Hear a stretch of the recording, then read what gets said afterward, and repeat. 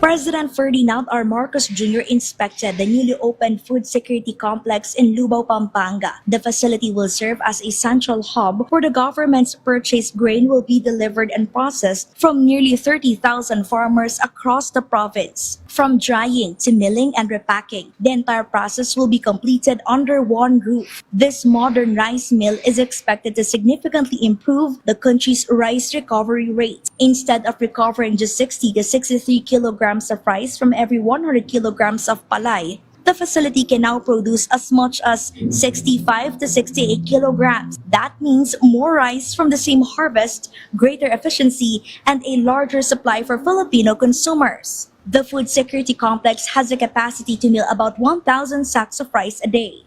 Kami mamimili ng palay. Oo.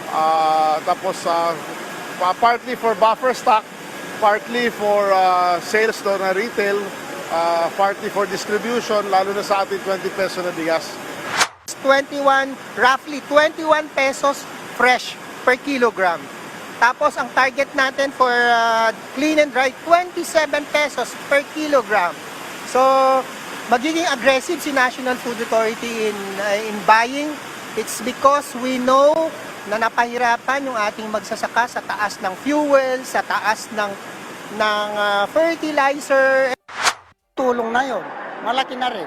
Pambili nyo na ng ano yan, sir? Mga fertilizer nga, tsaka yung gamot na insekto, pandamo.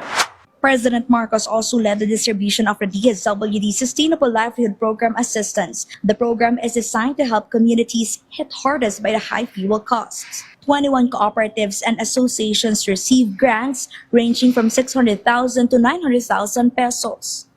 Ang laki po ng nauutang namin, halos umaabot ng 100,000. Tapos pag anihan na po yung presyo, ang baba. So minsan po nagkakabalanse pa po kami, hindi man po kami nakakabawi. Pero sa ngayon po, malaking tulong po yung bigay na tulong ng gobyernong Kampuhunan po sa amin. So, hindi ka na mangungutang ngayon ng pambili? Hindi po. Dito gagamitin na po namin yung tulong.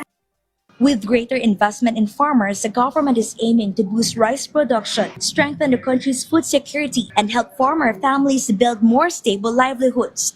Kalay Zalpardilia for the Nation.